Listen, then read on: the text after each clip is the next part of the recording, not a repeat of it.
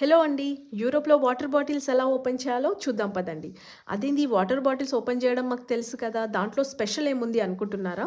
Yes ఉందండి. July 2024 నుండి Europe introduce చేసిన సింగిల్ యూజ్ ప్లాస్టిక్ లా వల్ల ఇక మీదట ప్లాస్టిక్ బాటిల్స్‌కి క్యాప్ అటాచ్డ్‌గా ఉండాలి. ఈ law water bottles, soft drinks, juice bottles, milk, oil లాంటి బాటిల్స్‌కి అప్లికేబుల్ అవుతుంది. అది కూడా 3 లీటర్స్ వరకే. రీజన్ ఏంటంటే ఇంతకుముందు యూరోపియన్స్ బాటిల్స్ మాత్రమే రీసైకిల్ చేసేవాళ్ళంట. క్యాప్స్ ఎక్కడంటే అక్కడ పడిపోయి మిస్ అయిపోయేదంట.